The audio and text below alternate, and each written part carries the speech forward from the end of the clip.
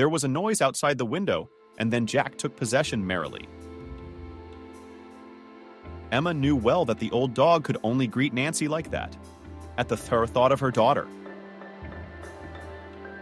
The woman smiled, and through the sickly grayness of her face came a slight blush. From somewhere off the street came the cheerful voice of a little girl. "Mommy, Mommy, you can't even imagine!" The massive door slammed, and the daughter appeared in front of the solemn sight. "Mommy, you can't even imagine what happened today." "That's what I've already heard. I'm waiting for the sequel." "But first, as you should in a decent house, take off your shoes." "I cleaned your room at 12:00 today, Nancy." "It's a mess again." The girl pretended to listen to her mother, but at the same time, with her back against the wall, she took small steps towards her room. The mother noticed this maneuver. "All right, my dear daughter, stay where you are. What are you trying to hide from me?" Nancy knew very well that lying was useless. She had learned that from an early age. In elementary school, the girl had tried a few times to tell a little lie, but then she had been sternly told by Lisa, "If you lie, there will be an end to our friendship." And then you don't know that your mom has a unique ability. So the daughter, like any 10-year-old child, reveled in watching movies about super people who could light a fire with a look or summon lightning, with a single movement of the hand. So the mother's confession made a big impression on the girl. "Mom, why didn't you tell me this before? I had a feeling you were an X-Men. I can only imagine how everyone in the class would freak out when they found out my mom was a superhuman."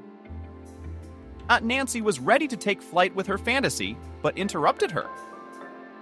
"Everyone is endowed with abilities that you used to call super. You too have such talents, but you don't even know about them yet. And my ability helps me a lot in life." The mother saw how the girl held her breath, as if she was preparing to jump into the water, wanting to torture her daughter a little.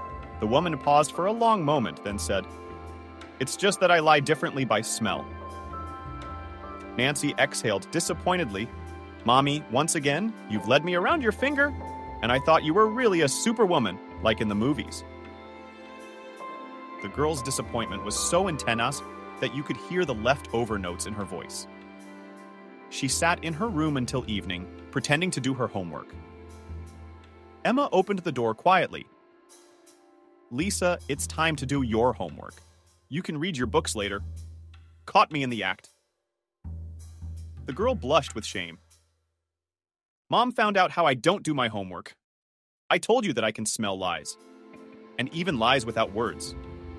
And I can smell a lie like that from 300 meters away." Nancy looked at Emma with respect. "Mom, you're really great."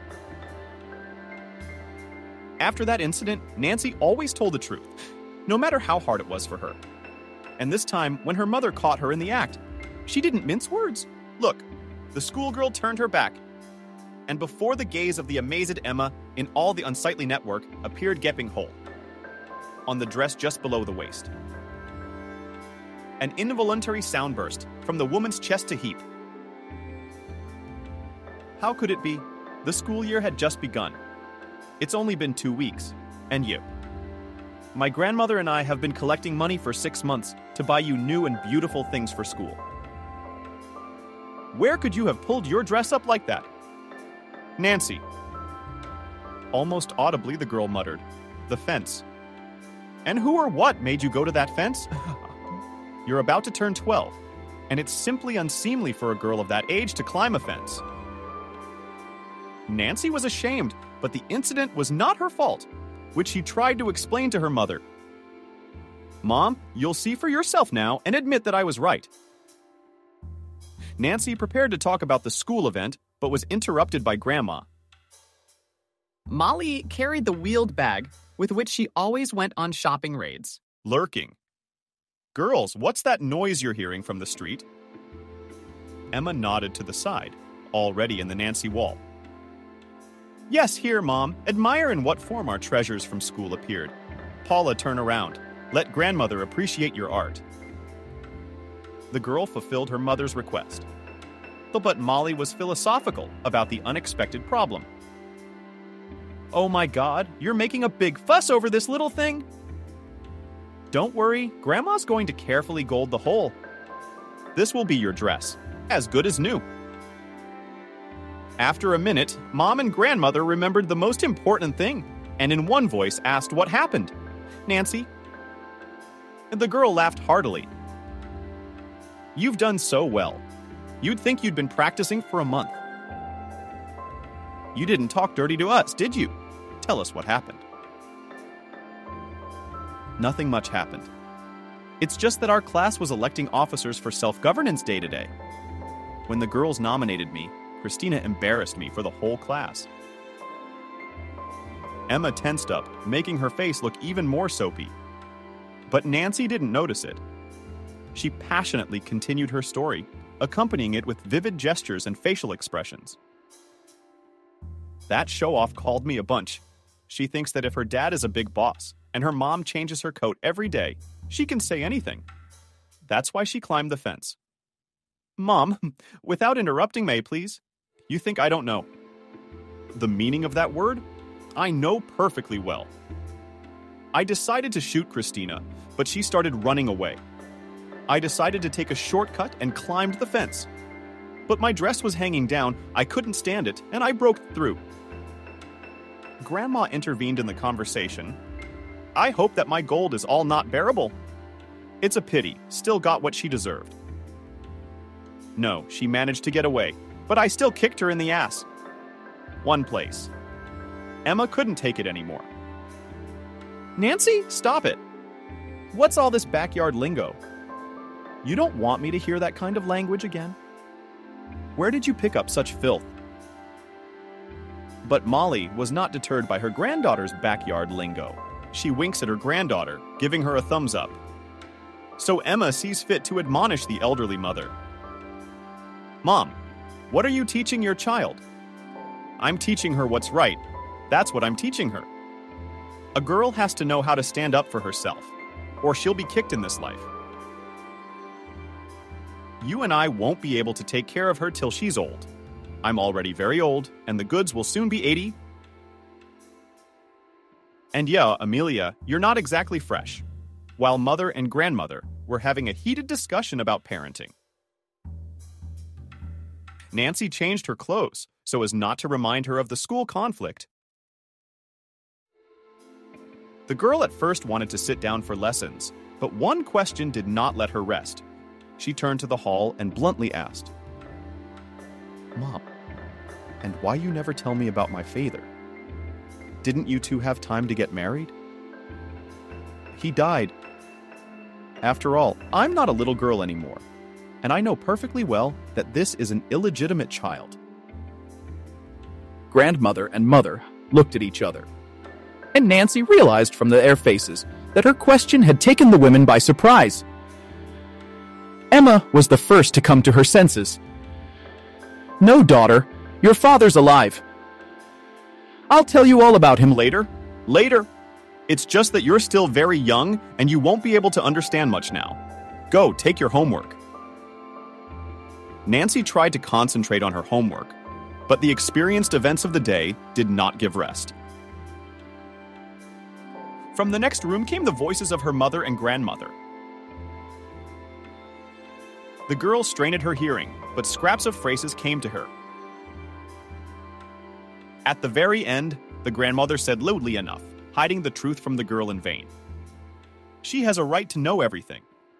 And it's time for you to stop beating yourself up about your daughter growing up without a father. It wasn't your fault it happened." That evening, when Nancy was already in bed, Grandma tiptoed into the room. "Granddaughter, are you asleep?" "No, Grandma. I'm wondering what?" The girl didn't answer. Oh, but Molly realized that the granddaughter's biggest concern was the mystery of her birth. And sometimes my girl. In life, everything happens as it is written in books. You like to read from fairy tales, don't you? "Grandma, you're crazy. I'm about to be 12 years old. I'm almost an adult. I'll tell you a secret, but don't tell my mom that I just read Queen Margot and you read me fairy tales." Of course you will report. It's a little early for you to read such books. But let it be like in the novel about the queen. Imagine that your mother waited all her life for her prince. As the years went by, he never showed up. But she waited, believing that one day he would come for her. And that day came when the young prince appeared. Such beautiful love is only written about in books. But Nancy was already asleep, and an angelic smile froze on her weight. Molly gently kissed her granddaughter on the cheek, and just like that, tiptoed out of the room. A bitter orphan's lot. The first cold weather came, and there was a momentous change in Nancy's school life. One day, as usual, right from the doorstep, she declared, "Mama, you have no idea what has happened." Emma realized that her daughter was glowing with joy, but decided to torture her a little. "Why did you tear your dress again?" "Mom, how many times are you going to remind me of this?" "I've already forgotten." "Do you remember everything?" "Grandma, the disguises are perfect. The holes are invisible. She gets credit for her work." Mom's a different story." Anyway, we're having a talent contest for New Year's Eve, and our class decided to do a play based on the book Republic of Schkid. Very interesting. Wait, I'm guessing. You got the lead role? I guessed. Nancy was embarrassed. Almost. We'll just do a bit and I'll sing a song, like in the orphanage movie. She's such a pity lefty. I've pretty much learned all the words by now, but I don't understand who the homeless people are and why the orphanages turn them in. Emma began to explain the meaning of these words to her daughter, lengthily, but very quickly became confused by the dates of historical events of the beginning of the last century. Nancy interrupted her mother's story with a putana. If I understood correctly, street children are children who have no parents, and orphanages are kind of like children's homes. Something like that. Oh, Nancy, I don't like this subject. You better go do your homework. Can I? I'm not saying hello again. Mom, I told you a long time ago, and Grandma too, that you should see a doctor. I don't have time right now. Daughter, the annual reports are coming up and there's so much work at home. There's no time to be sick. The next day, in the middle of the rehearsal, Lisa showed up in the auditorium. Was she worried about something? Nancy stepped out for a moment.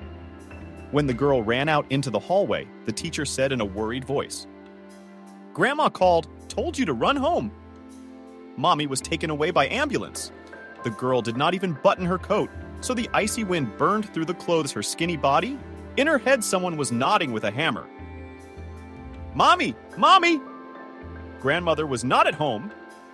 With a mournful look, the girl met at the doorstep neighbor Miranda. "Run to the hospital." Molly went there at once. The grandmother and her granddaughter spent the whole night in the cold hospital corridor near the operating room.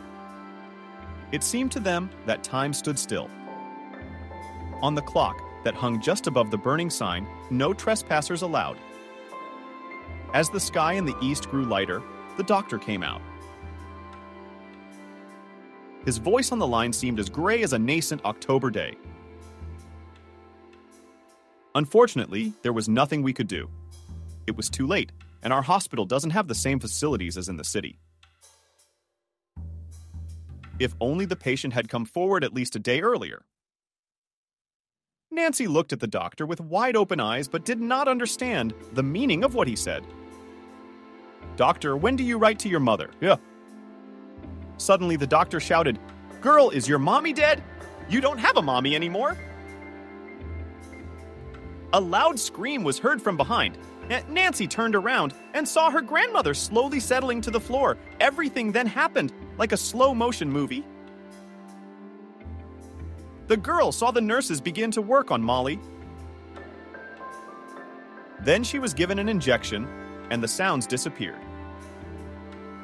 Only the doctor's voice sounded in her head. "You don't have a mom anymore." The girl's strange behavior was noticed by an orderly. "Guys, I think the child is behaving strangely." At least give her some smelling salts. A pungent odor hit her nose, and Nancy heard the sounds again. The grandmother had regained consciousness, but was crying hard. The girl clung to her, and Molly felt her granddaughter's body trembling. Paying Honey cried, "It will be easier that way, or my heart won't hold out."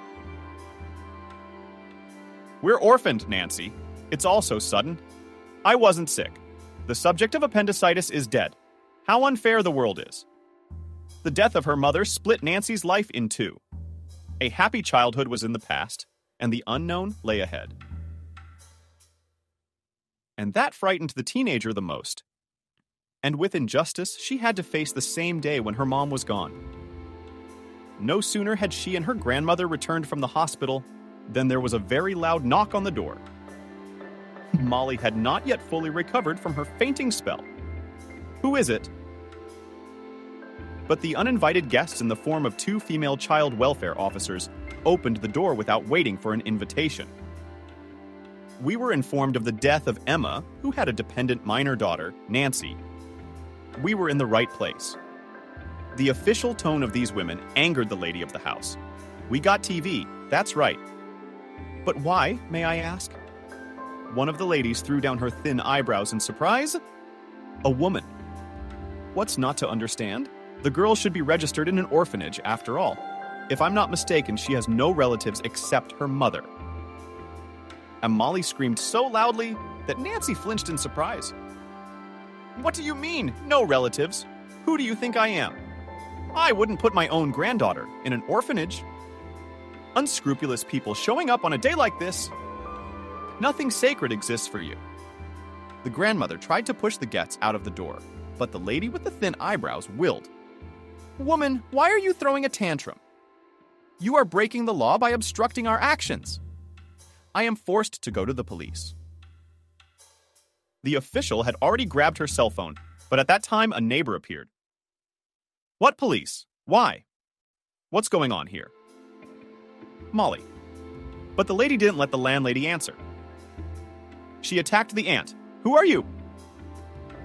Frances calmly replied, "I am a neighbor and friend of the lady of the house, and I'm guessing the purpose of your visit, but I think you've come at a bad time." "That's one thing. And secondly, the girl has a grandmother, the impertinent visitor who wouldn't let Aunt Miranda speak." With a smirk, she went on to say she's about to turn 80 or has already turned 80. What does Molly's age have to do with it? It has to do with the fact that the grandmother is unable to raise the child precisely because of her advanced age. That's why we have to remove the girl and send her to a specialized institution. The incomprehensible word shocked Nancy's consciousness. She shouted, "I'm not going anywhere with you! Get out of here, you nasty ants!" The official was more than a little frightened. She changed her threatening tone, pressed with an arrow. "My God, what have you done to the child? My own grandmother!" Driven the girl to hysterics. But Miranda said as if cut off, "You drove the girl to tantrums. Just a few hours ago, her mom died. You don't even give a child a chance to say goodbye to a dear person. Don't you realize your own mistake? I'm going to call your superiors to help me look into the situation. I'll find out." "Do you have the right to break into a house? Where is the document that says you do?" Miranda began to list in an even voice the mistakes the officials had made. The uninvited guests were clearly confused by such a rebuff and quickly went for reconciliation. "Woman, you don't need to call anywhere. We will give in to your request." But after the mother's funeral, the girl must be placed in an orphanage. Miranda almost pushed the official out the door. God, where did they get these people? No heart, no soul. They talk about the child as if he were a puppy or a kitten that could be put in a box. Molly looked at her neighbor with undisguised admiration. "And in Russia? Well, I gave those guys a good one. I didn't even expect you like that." Miranda proudly spread her shoulders. "I didn't work almost 10 years in the prosecutor's office for nothing, although I was only trusted with a mop and a rag. My ears have heard many things, so I can even give advice on legal matters. The child welfare officials did not show up the next day as promised. The second and third day after the funeral, Molly calmed down a little, but Nancy kept looking fearfully at this door. Oh! Grandmother realized that the girl was expecting the worst. Nancy, they wouldn't come. Maybe they've been given other orders. Miranda frightened them, and they backed off. I mean, it's illegal. At the birth grandmother's. And you're the baby's mother. Calm down, sweetheart. We'll live together. We'll go to Mommy's grave. We'll pay them enough to live on. 10 days passed. The girl began to forget little by little, and the aunts who drove her to hysterics. But at the end of the week, they showed up in the classroom, poking the astonished teacher in the nose with a piece of paper. A lady with thin eyebrows mechanically pronounced a resolution. The whole class, holding its breath, watched this scene, trying to be calm. Lisa asked, "Have you put your grandmother on notice? It's not necessary. She cannot be a guardian." So our authorities have decided to place the girl in an orphanage. Nancy was numb with horror. She couldn't move her arm or utter a word. Her roommate was pushing her hard in the side, but the girl did not feel it. She was brought out of her stupor by the demanding voice of the city official. "What are you wiping your eyes? Get ready, let's go." A large, beautiful red house that looks like a palace.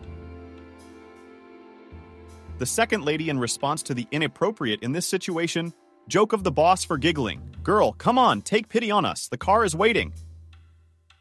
Nancy had to obey. Lisa didn't back down. "Will you at least tell me in which orphanage you're placing the girl? We have to warn the grandmother." The lady with thin eyebrows threw in Krasnogorovka. There are excellent conditions, cozy rooms, and there is a computer class, so you don't have to worry about your student. While the negotiations were going on, the bell rang for the big break. Pupils of senior and junior classes poured out into the corridor. The children watched in horror as Nancy was led by two aunts, as if under escort, to the exit. One of the teachers said to someone, "You'll be naughty and get bad grades. They'll take you to the orphanage, too." The threat worked perfectly. The crowd of students quieted down, hoping to be saved. Nancy turned around. At the school exit, she saw Lisa wiping her tears with a handkerchief. But the teacher waved her hand. Nancy quietly said, "Goody! Dear school." Nancy does not remember the next events very well. She was taken by car for a long time. Finally, a small village appeared in the distance. The orphanage consisted of several buildings and was the most conspicuous object in the settlement. "Well, here we are." The head official easily jumped out of the car. "Come out, Nancy. Let's get acquainted with the new place." "Oh, you're being greeted?" A bunch of kids came rushing out of the building. They were all different ages, but dressed almost identically. They shouted excitedly, tugging at the edge of their warm jackets. "Girl, are you going to live with us? What's your name? Do you have alcoholic parents too?" Such a welcome surprise to the girl. She tried to respond to the questions pouring in from all sides, but her voice was drowned in the murmur of the non-working crowd. The children led her to the main building, where the new girl was already met by a group of teachers. All smiled welcomingly, as if Nancy were guests of honor. When a woman in a beautiful suite Put her arm around the girl's shoulders. Nancy felt an almost maternal warmth. "We've been looking forward to seeing you, Nancy, and we hope you enjoy your stay here. Our boys will give you a little tour afterward, but first we must have some refreshments. Guys, who's taking Nancy to the cafeteria? One of the seniors who's ready to go. May I?" "Okay," laughs. "And after the canteen to my office, the nasty ants from the child welfare authorities did not lie. The orphanage in Krasnogorovka really deserved praise. There were no huge bedrooms with 20 or 30 beds. Children lived in the closest to home conditions in rooms for 3 or 4 people. The educational buildings were connected with the residential one by covered passages. In the sports complex, in addition to the gym, there was a small swimming pool. Nancy never ceased to be amazed at the comfort she had never dreamed of. But what struck her most of all was the way everyone treated each other. She used to read a lot in books and see movies about the miserable fate of orphans who end up in orphanages. In the Krasnogorsk institution, everything was different. Here, the older ones did not press the younger ones. Everyone helped each other. From the first day, Nancy also got a helper. Kelly, a high school student, volunteered for the role. Clara, can I take charge of the new girl? The superintendent said yes. Okay, Kelly, I'm trusting you with our new addition. But make sure that everything is within the limits. The girl clasped her hands to her chest. Clara, have I ever let you down? All right, Kelly, go and do your job, artiste. Nancy followed Kelly around for a few days. She did her best to keep the new girl in line. Stick with me, Nancy. I chose you for a reason. I did. You look like my little sister. There were 6 of us at Mama's, but they were all scattered in different orphanages. As soon as I finish school, I'll bring everyone together. Nancy timidly asked Mommy, "What's wrong with your mom?" Kelly smirked bitterly. What's going to happen to her? She's drinking. Probably hasn't even noticed we're gone. Imagine, she hasn't even visited us once. It's just me and my brother. He's in 2nd grade. Nancy slowly got used to her new life, and 2 weeks later, her grandmother visited her. This day, the girl remembered for the rest of her life because it was their last meeting. Molly spoke with difficulty, hampered by shortness of breath. She complained to her granddaughter, thinking, "I won't survive," fell down. "My daughter didn't tell me how that they took you right out of class." I went straight to bed. Thank you. She stayed with me for days and drove my car so I could check on you. How are you, Auntie? Don't hurt you. What's wrong? There are good kids and teachers here. I'm not quite used to going home yet. I want to. What can you do, darlings? We can't always change life. I have to be patient. And you have to be patient. God willing, we'll be together again. But fate didn't give her that chance. It was the last meeting between her granddaughter and her beloved grandmother. A month later, Nancy visited Miranda, who brought sad news. Molly couldn't bear to be away from you. When she came back, she fell ill at once. She never got up again. Why didn't you tell me? I'm sorry, girl, but it was my fault. I thought it was for the best. You've had too much grief on your shoulders as a child. You could break down. I was just afraid for you. You're not a stranger to me. Aunt Nancy didn't pay attention to that last part. The news of her grandmother's death had shattered her. Now I am definitely an orphan. A street kid. The girl cried, and the neighbor consoled her as best she could. Don't say such words. You have someone to turn to. You can always count on me, because your grandmother and I were good friends. And there's one more thing. Nancy again paid no attention to Aunt Miranda's obvious hint. Saying goodbye, the neighbor handed the girl a small box. I almost forgot. I came running in the house after the funeral, found your cell phone. I think your mother and grandmother gave it to you on your last birthday. Call me anytime. Thanks, Miranda. Yeah, when I turned to 12, it was a few days before my mom died. In addition to the phone in the box was a picture of her and her mom together. The girl clutched the picture to her chest and cried bitterly again. Contrary to promises, Miranda did not show up at the orphanage for a long time, but she called Nancy and the headmistress regularly. These short calls warmed the girl's heart, even though she had already gotten used to her new life. Memories of the happy past caused bitterness, longing. But still, the neighbor did not forget about the orphan. She showed up unannounced, just before New Year's Eve. Nancy! I just happened to pop out, in transit, you might say. I thought I'd come and see you, how you've grown. My girl has grown. Miranda sighed and sighed for a few minutes, not taking her eyes off the girl. But just like in the story of the ugly duckling, Nancy blushed with embarrassment, but she was pleased to hear the compliments. Lately, she had noticed that the boys in her graduating class were looking at her with interest, but she hadn't told even Kelly about that. Nancy suddenly asked, "Last time you promised to tell me something important, Miranda." "I guess you know about my father. I think I have a right to know what happened."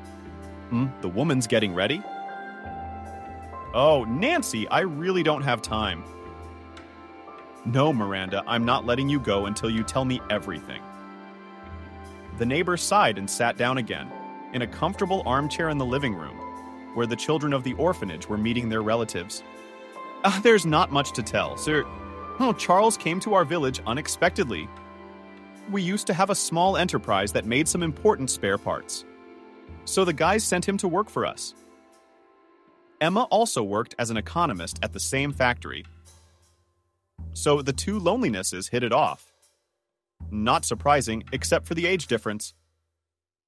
MN was 15 years older than Charles. Miranda was silent, as if gathering her thoughts. Nancy did her best to bring her out of her daze. "What happened?" The neighbor continued slowly. It was noticeable that she was carefully choosing her words. "You see, girl, this is how this world works, that everyone has to follow some rules and conventions. And there is a separate category of people of backbiting. I don't know exactly what happened between them, and I'm not in the habit of prying into other people's lives. But people said that they were separated from each other. Evil tongues told the guy what he didn't know, so he believed it. Could there be another reason? I heard Charles's father came and threatened Emma in person. She was very proud. That's the story. And they had a very beautiful love affair, just like in the movies." Miranda bowed. Nancy hadn't been herself for days. She decided to share her feelings with Kelly. A friend listened to the sad story and then asked, "And how do you think to act?" "I don't know yet. And I think that if the guy ran away, then the price of such a father? Personally, I wouldn't even bother with it. He'll give some money, and then what? Take care of him in his old age? No, I'm sorry. I'll fire him. I don't like that prospect. My parents forgot to think about children, and when old age picks up, creeps away unnoticed. I'm sure of it. But let her not even hope for me, it's ironclad." Spring came imperceptibly. One day she burst into the girls' room. "Girls, help me out. Kids. Our bosses are coming to visit us. I mean, sponsors in a new way. We have to surprise them, impress them, and all that. I know you guys are the masters of thinking up all sorts of out-of-the-box solutions," Kelly reassured the headmistress. "Don't worry, Clara. We'll get the kids together with Nancy and give the guests a warm welcome. Sponsors should be loved. Then they will be generous," the superintendent exclaimed happily. "That's right, Kelly. What kind of children we have growing up. Here and you study and come back to us. We will accept you with open arms." The girl muttered under her nose, "No way! I have other plans for my life." Noticing Nancy's surprised look, her friend winked at her. "Then, when all this mess is over, we'll talk somewhere in a secluded corner." Intrigued, Nancy was looking forward to the secret meeting, so she paid little attention to the upcoming event. Guests in their institution appeared often, so the children were ready at any moment to meet them with dignity. And this time it took the older girls only half an hour to assemble a mass of kids. Little kids always have an irresponsible effect on adults. The delegation consisted of 12.5 men and only 1 woman. The guests were met at the entrance with welcoming speeches. A small concert was held there. The program made the right impression on the sponsors, who immediately after it moved on to the main part of the event, handing out valuable gifts. And the children knew that traditionally all the presents should go to the institution's fund. But this time, everything did not go according to plan. One representative member of the delegation started handing out tablets to all the children present.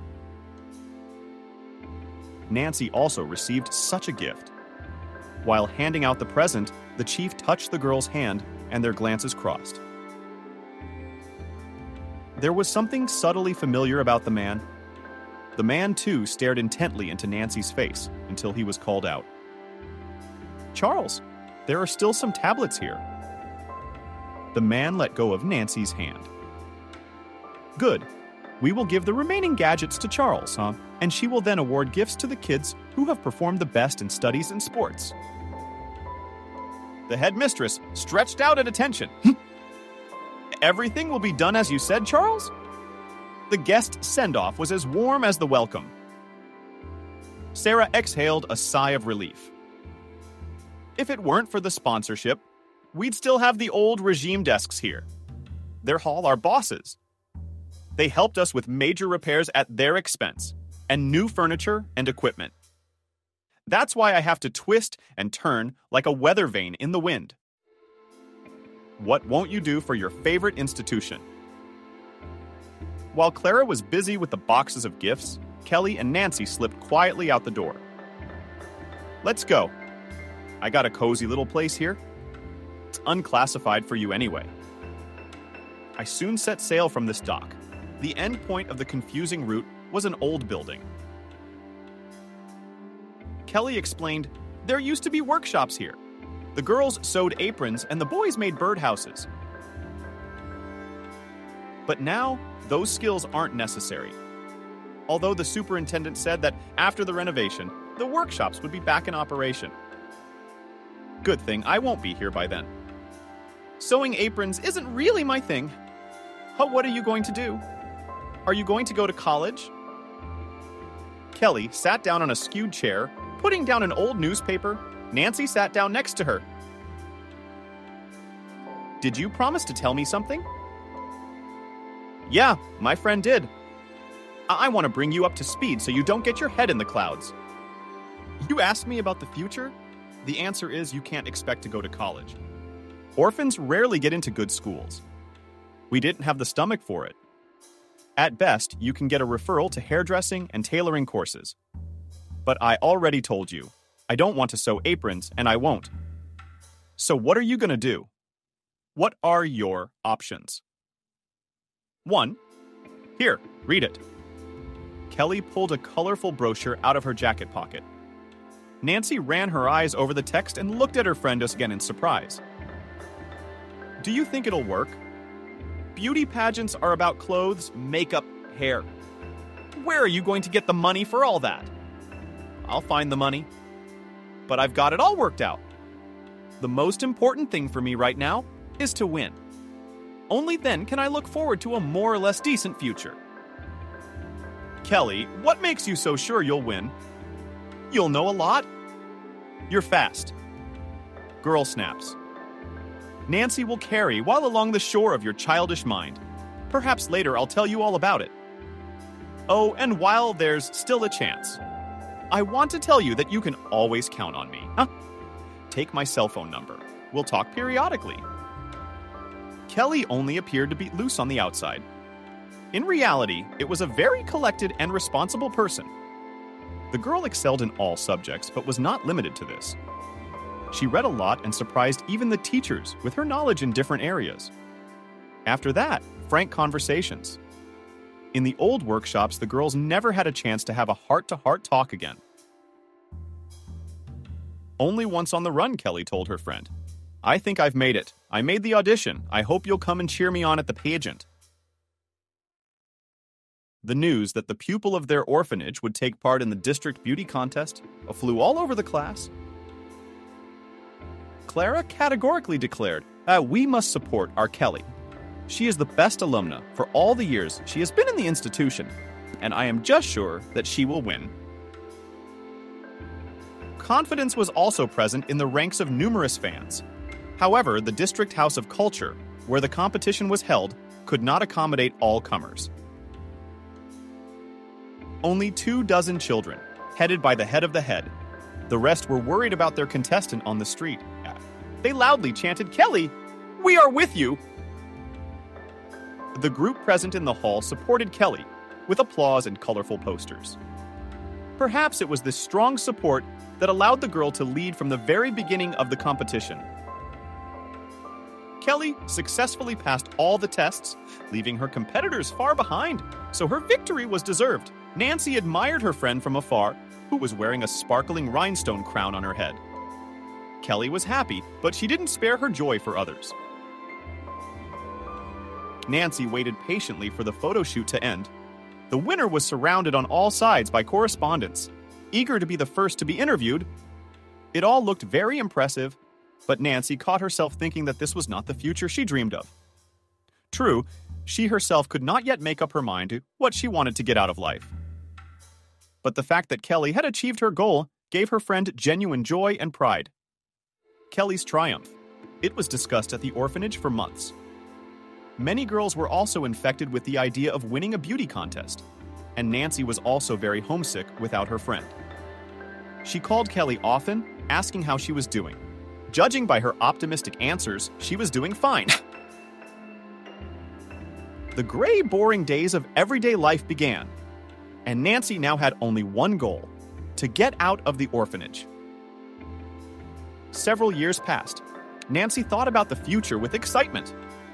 She wanted very much to continue her studies, as she had once confessed to Clara. The headmistress' face stretched strangely, and she tried to change the subject at once. We, of course, try to help our students to settle in life, but you have to realize that there are not enough good institutes for everyone. And then someone has to bake bread, clean up the streets, build houses. Any profession is honored in our country. Nancy had heard these words many times, but she wanted something else. But I want to get a good education, for I have every chance of getting into a university. The superintendent froze in her chair as if there was a hedgehog there. Yes, you have certain chances, but I'll be honest with you, to get on a budget place, good grades are not enough.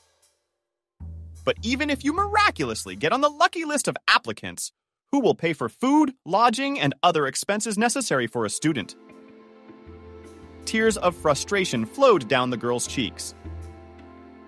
What am I supposed to do? The headmistress began to go through the papers on her desk. Finally, she pulled out the document she needed and held it out to Nancy. From this list, you can choose freely. Well, the girl ran her eyes over the lines, typed in small print painter, plasterer, pastry chef, junior nursing assistant. Who's that? Clara said embarrassedly. Well, it's basically the same as nurse's aide.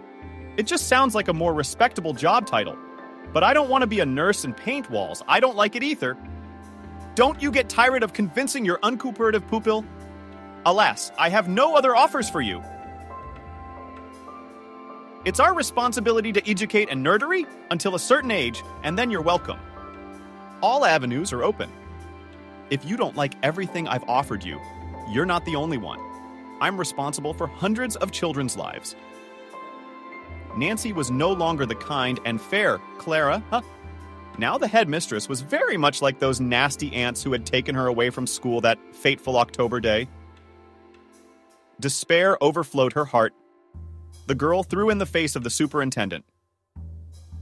You're a two-faced Clara. I idolized you. A few days later, Nancy left the orphanage for good. Kelly gladly accepted her. Settle down wherever you like. I'm renting this apartment paid 6 months in advance, so you can live in peace for 6 months. And don't worry about the job. We'll figure something out. Kelly kept her promise. 2 days later, she showed up in the middle of the day and commanded. Come on, let's go. Let's get ready. There is a suitable vacancy, although the salary is not high, but it will do for the first time. Especially since it's a very decent company, and there are career prospects. Kelly confidently operated with terms that Nancy didn't understand. It was so unusual that the girl froze in amazement. Kelly shouted at her, Oh, why are you opening your mitts? It's a hot job. You don't think there's enough applicants for the job?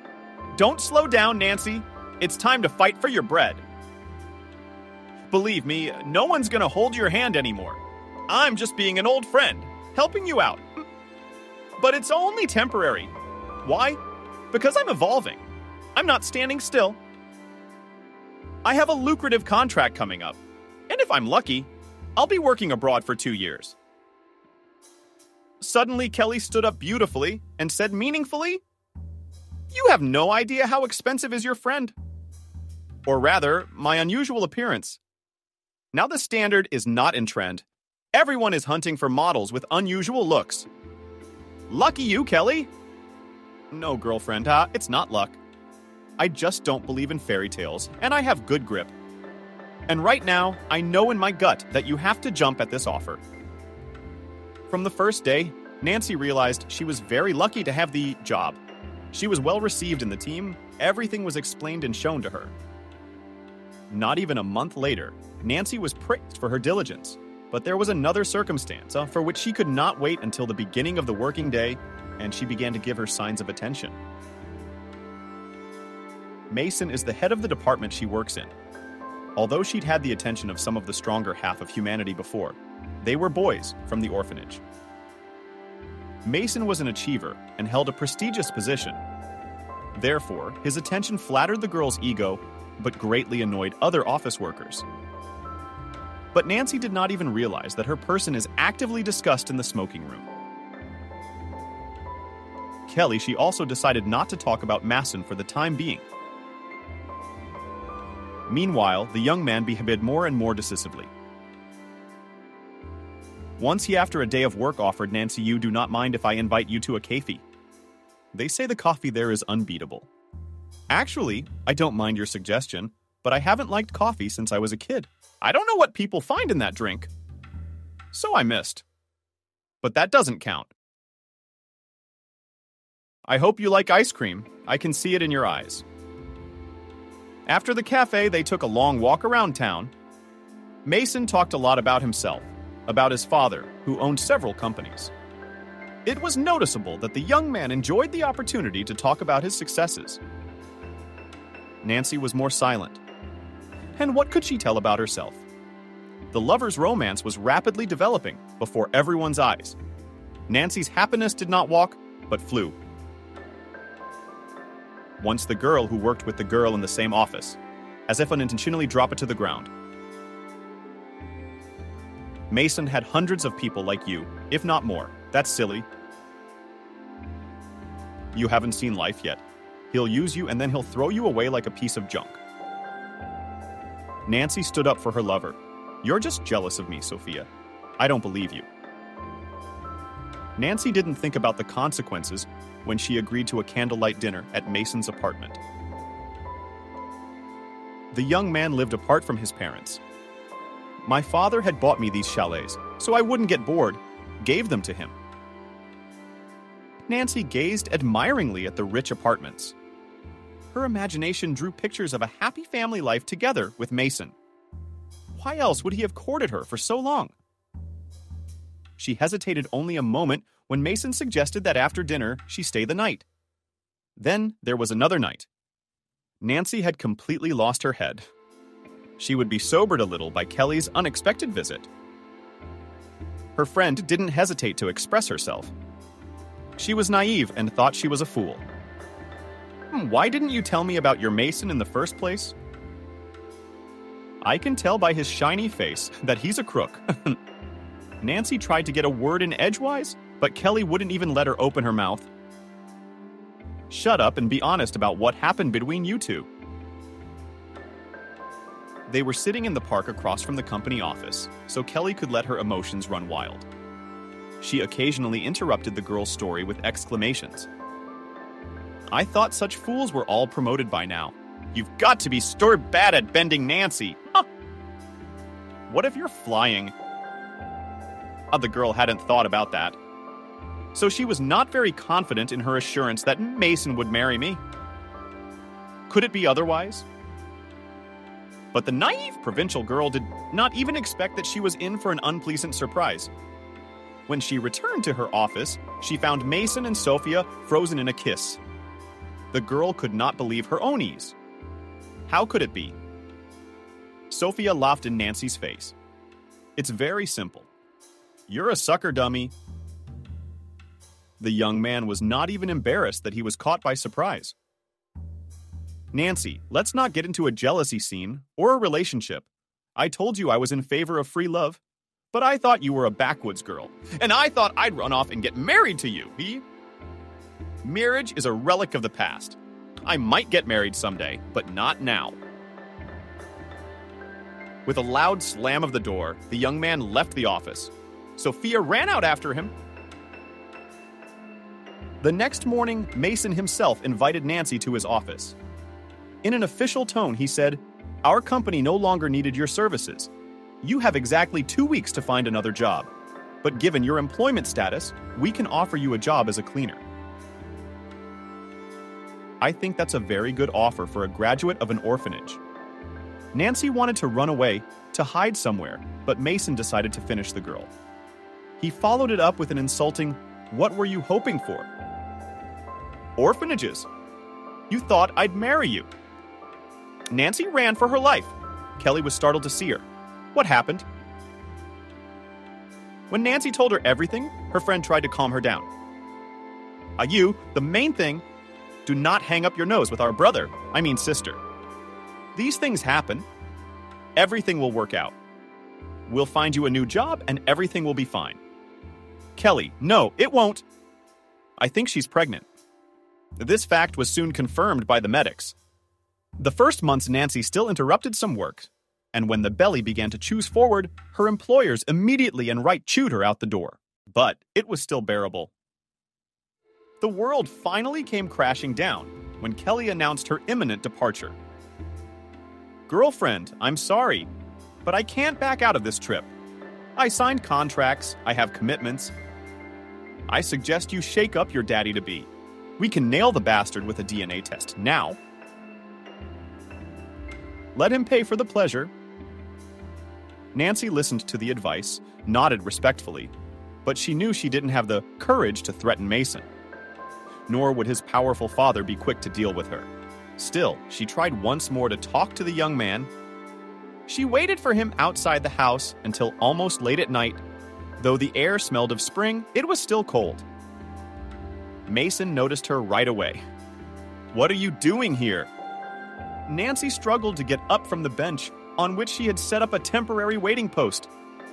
The young man immediately noticed the forward-picking bellies. "Oh, I think I guessed the purpose of your visit. Look, girl, you're not going to get away with this with me. I don't even remember your name, and I don't want to know you. Now, I call the police, and they'll run you out of town." Mason was yelling really loud, so the rare passers-by looked at the strange couple with interest. Nancy rushed away. Only after running 2 streets, she stopped to catch her breath. The unfamiliar creature in her stomach stirred unhappily. When she got home, she complained to her friend. "Kelly, can you believe it? He wouldn't even give me a word to say. He said such terrible words to me. How could I fall in love with such a lowlife?" Love was taken by a friend, and we fall in love with assholes a lot. I think the best thing for you now is to go back to your village. Their fresh air will be good for you and the baby. And then we'll see. Unfortunately, you can't stay here. Even if I pay the rent, the landlady won't let me. Kelly gave Nancy money for the first time. She cried when she saw her friend off. And we'll see each other again. Hang in there, honey. Nancy cried too, watching the slender figure of her faithful friend melt away. She didn't know what would happen next. She had no idea whether her grandmother's house was still standing. But everything in the village was as if the 7 years had never passed. Even the keys to the massive lock were still lying in a small niche, a legitimate platband. With difficulty opening the massive door, Nancy sank to the floor and burst into tears at the sound of her voice. It seemed to her that life was over. What to do next? What to live on? what to eat. She had absolutely no idea. The money Kelly had given her would quickly run out. And then, what? Her child would have to live in an orphanage. Her thoughts were interrupted by a knock on the door. Nancy tried to get up, but she was unsuccessful. "Yes," she yelled from the floor. Thought it was Miranda saw her entering the village. It's customary to keep an eye on the neighbors' houses. Really didn't know what she was chewing on. Did she live here? The door opened and Nancy was astonished to see a man. He came in somehow unhesitatingly, looked around and saw her. He went straight in, helped her up, then he asked, "Excuse me, do we still live here?" The girl looked at him in bewilderment. Not immediately, but she recognized the man. It was he who had gifted them with tablets at the orphanage. The only thing unclear was how he knew her mom. No, she died a few years ago. How? Why did she get sick? We didn't get to the surgery in time. Who are you? Nancy paced with her nose and sleeve, wiped away her tears. Me too. I know Moms. That's too bad. I wish I could have seen you. It's been a long time since I've been in these parts. And Molly, Nancy didn't understand how this man knew her relatives so well. She approached, flicked the sky switches on the streets, prayed, and the house was dusk. The man stared at her in surprise. Grandmother had died too. Grandma, are you Emma's daughter? Yes. And I recognized you. He was looking at her now, puzzled. Recognized you. Nancy smiled slightly. You used to bring gifts to our orphanage and once gave out tablets to everyone. He looked at the girl more carefully now. He remembered the girl who had made him nervous. He had looked at the child then and realized that the girl had the same eyes as he did. It was so unexpected. Especially since the girl was also looking at him in a kind of amazed, confused way. It was then that he proposed to Caroline to take the child from the orphanage, although before that he had the desire to simply divorce. All the way home, he thought that it would be, of course, great if that girl suddenly, well, like a wave of a magic wand, was his daughter. But Smith knew it was impossible. Life isn't like a fairy tale. With Caroline, they have been married for more than 10 years. It should be noted that the marriage took place largely thanks to his father. Then, to be honest, Smith did not care what to do, who to marry. But when he came to his senses, he decided why not Caroline? They're all the same. And Caroline says she loves and all that. Charles wanted a good, real family. He thought he'd made himself love Caroline. Not as much as he loved Emma, of course, but still, when 7 or 8 years of living together had passed, Charles put the question to him. "Caroline, why don't we have children?" The wife pulled herself away from the mirror. She was putting on makeup, but no one knew. How do I know why? In fact, I don't think it's too early for us to be thinking about kids. I think it's way past time. Maybe we should get tested. Caroline resisted for a long time, but Charles insisted.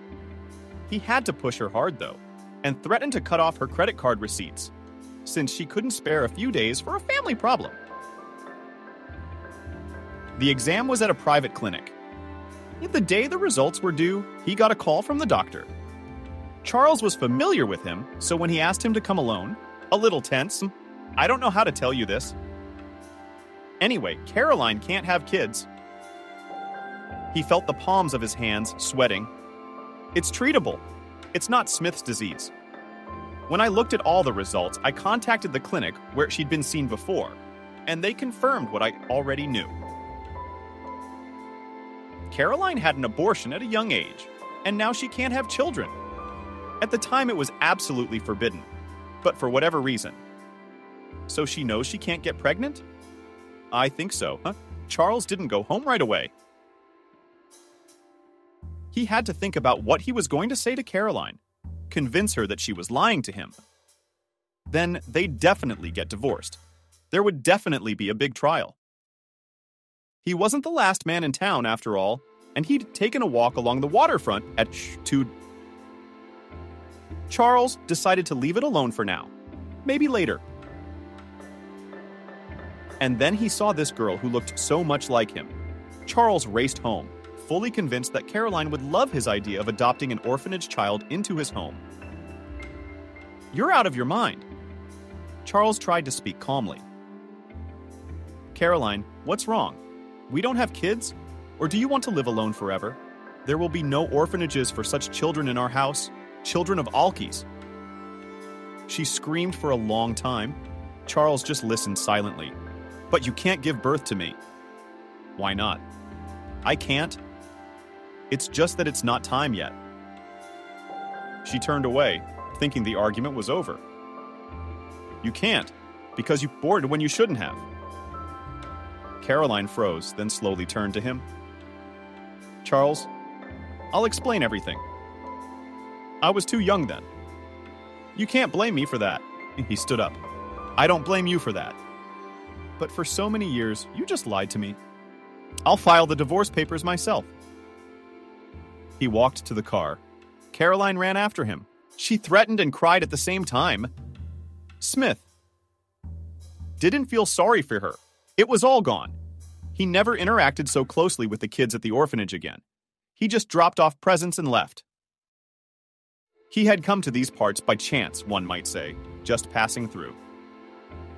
Business took him to the district center, and the idea to find out how Emma lived, suddenly came into his head. He had been dreaming about her a lot lately, and Charles suddenly thought that he needed to see how she lived, what she had become, to finally free himself from this addiction. She had betrayed him. Oh, without thinking, he turned onto the road that led to the village. What was going on in his soul was beyond words. It turned out that he had a daughter, and she was pregnant. Only he didn't know it. Charles never doubted that this girl was his daughter. Yes, I remember that day. You were much younger then. That's how he looked. It didn't escape his gaze that the girl was crying, that there were suitcases at the entrance. Did you just get here? Yes. Nancy blew her nose, and he, to stop the tears ready to stare again, began to speak. And I knew your mother and grandmother, too. If you don't mind, we could have tea. Really new? I am now. Nancy realized that something had to be done, but didn't know what to grab onto. The house was in complete disrepair. Charles threw off his jacket. Let me help you. After Ortu fry, the house was already warm. Nancy from Rosneft answered the stove. Sandwiches were being made, and Charles was setting the table in the great room. He felt strange. He knew perfectly well that he would not leave Nancy. But he didn't know how to tell her that he was her father. How to explain why he wasn't there for her.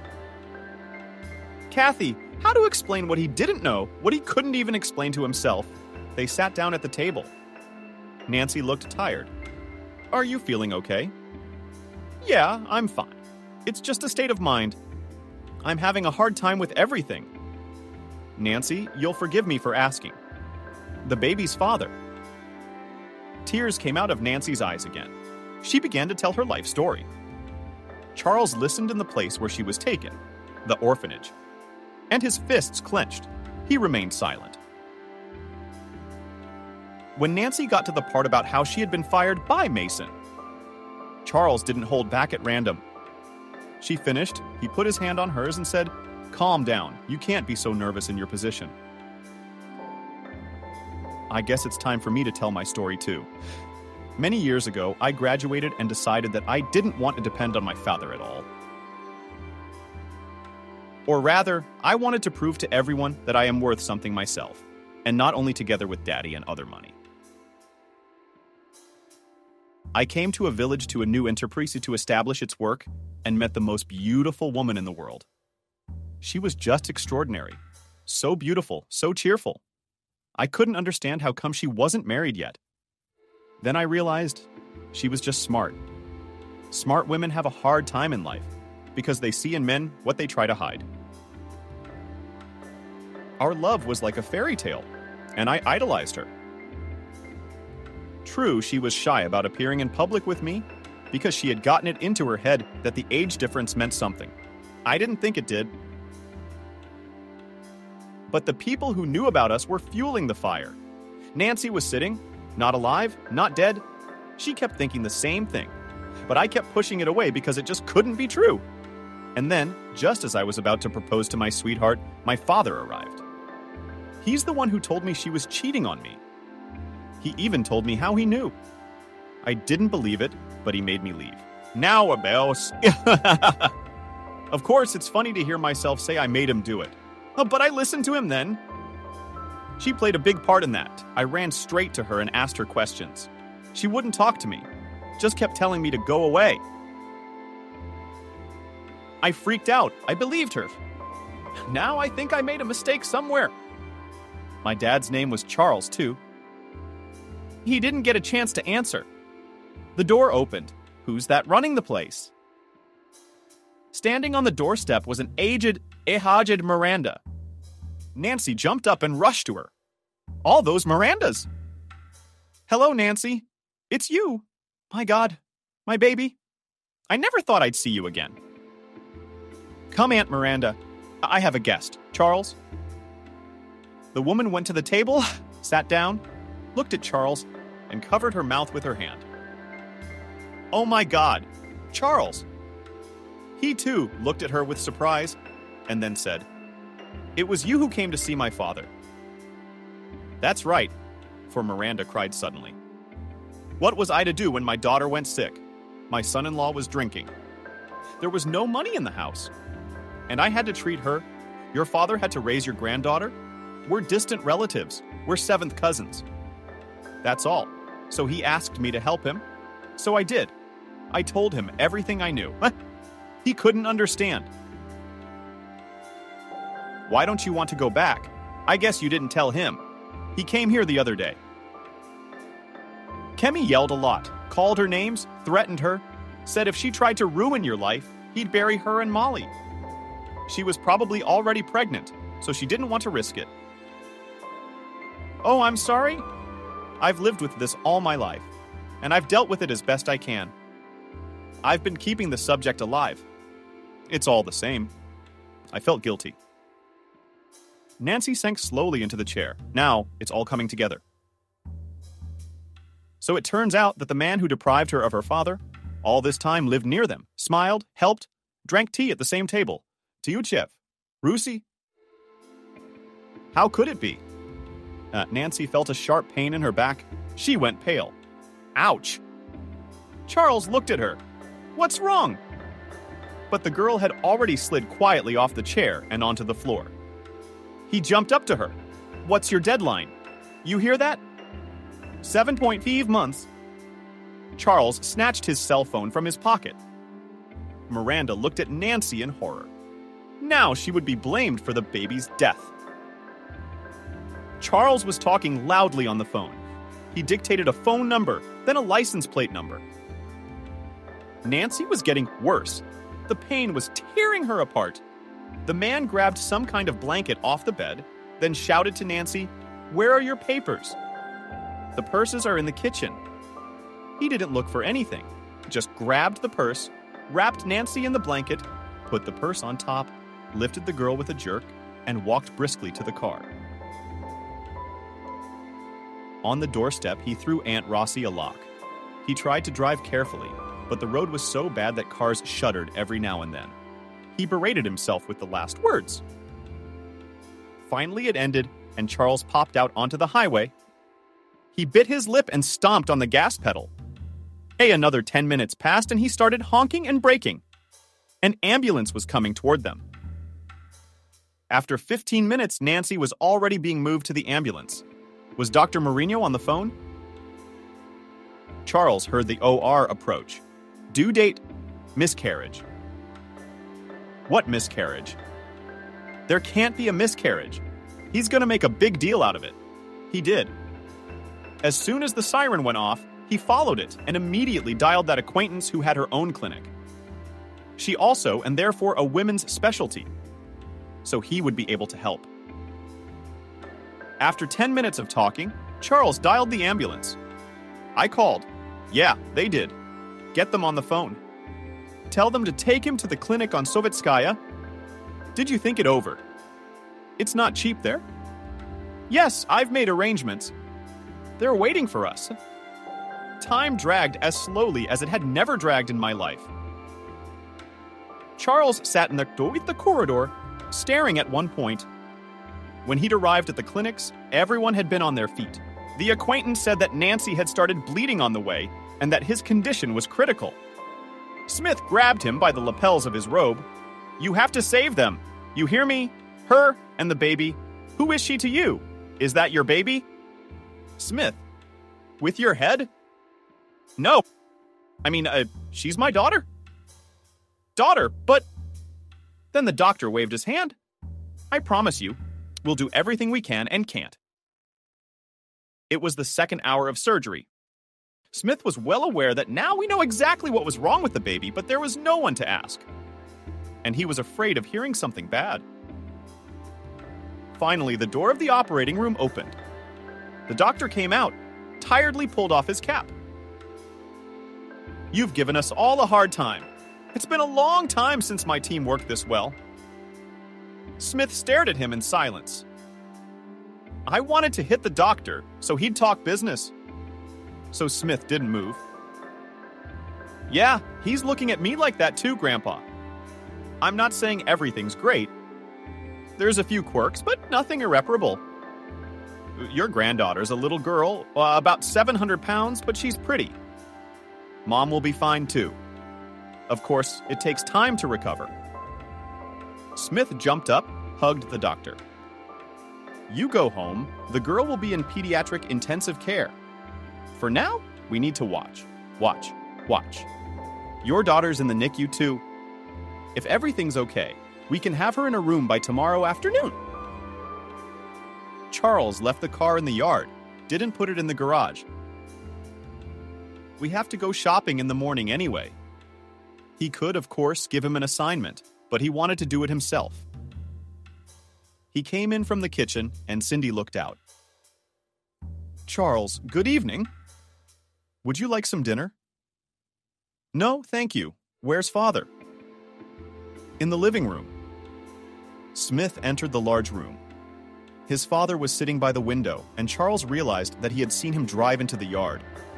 After his father had been in a car accident and lost the ability to walk on his own, he had pretty much stopped leaving the house. He turned the entire business over to Smith, walking him out and picking him up himself. Smith felt terribly sorry for his father. Always so active, so alive, it's like he's broken down internally. You're late tonight?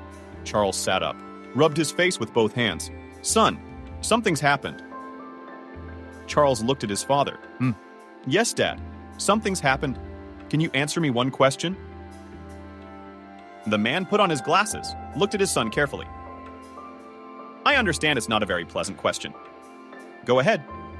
Dad, did you know Emma had a baby? The elderly man even twitched at his mom. That mom from the village. Daddy, you know exactly who I mean. No, baby, wait. You mean, yes, Papa. I'm saying that all along I had a daughter and you had a granddaughter. Emma got sick and died. The girl was sent to an orphanage. Her grandmother died of grief, and she was left all alone. You understand? She's in intensive care now, because you hear I made her a baby and then fired the hell out of her. And Daddy, you had a great-granddaughter born today. Charles went to the window. James repeated. And it can't be. It couldn't be. And it was well into his 30s. What kids? Charles turned to him. You know, Dad, life is weird. I just realized that now. The man looked at him. Tears were running down his cheeks. I wanted what was best. I just wanted my son to be happy, to live with a girl who was right for him. You'll understand me. You'll understand later. The next day, Smith decided to stop by work and then the stores. The office was quiet. Not everyone had arrived yet. I feel good, Charles. 5 minutes later, he had a cup of coffee in his hand and listened to what the secretary was telling him. Stop. Who are you talking to? It's Johnson Mason. He called earlier about a job. Wait, that's the son of the Johnson we just bought one of the firms from. Yeah, that's him. I don't want to sound too knowledgeable, but things haven't gotten any better since we sold that firm. I guess that's why Johnson Jr. wants to work for you. Charles smiled faintly. That's very interesting. Set up a meeting for him at some cafe around 3 o'clock. I will. I won't have Kathy today at all. All right, Charles, you're doing fine. You look nervous. Nervous or something. He smiled. Kathy had worked with him for more than 7 years and could guess his moods. She also knew how to keep her mouth shut and helped him a lot. I'll tell you what, when they talked, it was always on a first-name basis. It just kind of worked itself out. Yeah, it did. I found my daughter. I had a granddaughter yesterday. Daddy slapped the floor with a loud thud. Kathy bent down, picked it up, and asked again, "Can I say it again?" I don't understand what I heard. Charles stood up, sat her down in a chair, briefly told the whole story. What a blockbuster. Come on, let's do some more shopping. Bald. Yeah, I want to buy all the best and prettiest. Kathy smiled and walked out. By 3 o'clock, Charles had so many bags in his car that he was genuinely afraid whether that they would let him into the hospital or not. He looked at his watch and walked into the cafe. Johnson Jr. had come to the meeting with his father. So that's what it is. Nothing of himself. They talked about this and that. Then Mason asked, "Charles, do you have room for me?" Charles sighed. "Tell me, Mason, does the name Nancy mean anything to you?" Mason wrinkled his nose. Then he exclaimed, "Did she come to your workplace to scrub floors?" "Did she have the nerve to complain about her boss?" "Well, you know what they're like, these provincials. First they get their own way, then they want to be married, and this one is the same. And she got knocked up by someone who wanted to put a baby on me." Mason spoke dismissively, with a smirk. His father shook his head in agreement. Charles stood up. "Mason, I know where I really want to punch you in the nose, but I'm not going to get my hands dirty on you. Nancy is my daughter." And he headed for the exit. Mason was left sitting there with his mouth open. His father had been drinking. How could he not know she was Charles's daughter? "Have you been hanging out with your broads?" "Yeah, I recognized her from the orphanage. It's weird, but a kid found her recently." Definitely yours. She had mine first, too. I hope you realize what you have to do. Charles sat by Nancy's bedside. He was allowed in, but only on the condition that he left on demand. The nurse looked with a kind of horror at all the bags and boxes he had brought. "Where's all this stuff going?" "Well, it's for the baby and Mom." The girl sighed. "I'll take what I need. You can take the rest home." Okay. Charles couldn't believe that he was the one who agreed so calmly when he was being bossed around by some green girl. Nancy slowly opened her eyes. At first, everything was a blur. Then she saw Charles. "You're already a baby. It's okay. Don't worry. We're having a girl." "The doctors say real princesses." Nancy relaxed. And Charles took her hand in his. "Nancy, listen to me. Things are going to be different in your life now. You see, it's just the way things are. It's so wrong. I didn't know you. I always wanted to have children, but I never did. I wish I'd known. And Daddy, I'm sorry. He just wanted his child to be happy. It's hard to understand and accept. But in his mind, happiness should be what he imagined it to be. It just didn't work out that way." Oops. Emma was very worried about the age difference. People were very mean, said a lot of mean things about us. And then there's Dad. He's your mom's character. Anyway, it just worked out the way it did. If you let me, I'd like to fix everything at least now, so that not you and not my granddaughter will never know what grief is. Smith smiled. "I thought the day before yesterday that I was the youngest and had everything ahead of me. And now I'm dressed," Nancy whispered. You are very young, handsome, and talk nonsense. You are the youngest grandfather. He wanted to say something else, but noticed that Nancy had fallen asleep with a smile on her lips. He kissed her hand softly and left the room. I'm waiting for you. He saw his acquaintance, the same doctor who had operated on Nancy. Something had happened, something to the girl. Charles felt a twinge inside. Why are you all so nervous? Nerves need to be treated. Charles is not going to get well in this state. Come on, I'll show you someone. Charles was looking at the doctor. You mean you'll show me? Come on. You know, the girl is strong. She's already eaten on her own today. Not much, but at this rate, she should be home in 10 days. When Charles saw this little miracle, he was breathless. So tiny, so defenseless. He stared at her through the glass of the box for a long time, then whispered, I'll do anything for you. I'll do everything your mother and grandmother didn't do. In 10 days, Charles had prepared a room for Nancy, and he didn't know what Nancy would name her granddaughter and didn't want to offer her options because a girl could name her daughter as if for him, and he wanted Nancy to choose the name herself. When Cindy found out about the change, she nearly fainted. Oh my God, really? Are we going to have a baby voice? She eagerly joined in the redecoration of the room. Ciro, she and Matvey even had a couple of fights. Then, however, he agreed with her. The room was ready. Yep, the closets in the room were bursting with children's and women's things. Several times James came into the room, silently observed and also silently disappeared. Only by creaking. The tub of wheels from the wheelchair was a reminder of him. In the evening, the doctor called and said that Nancy would be discharged tomorrow at 3 p.m. So, are we getting new people tomorrow? Huh? Dad? Son, I'll try not to get in the way. I don't think Nancy, who's been through so much, will be very happy to see me. Maybe you should talk to her. We'll see. Charles understood how Nancy must feel about his father. But she hoped that somehow they could reconcile, or something. However it all happened, his father was his own man. Nancy knew that she was not going back to the village, but was going to live in a beautiful fancy house. She was terribly nervous, but also eager. It's all different. A different life. Hey, it would have people around to take care of her and her daughter. She dressed in what they had brought her. What beautiful things. And it was all the father. Nancy was calling Charles father to herself, but out loud she couldn't yet. But it was a very unfamiliar word. She'd never said it before. As you carried Johnson, Nancy smiled involuntarily. You couldn't see your daughter because of all the lace. Daddy did it again, Ein.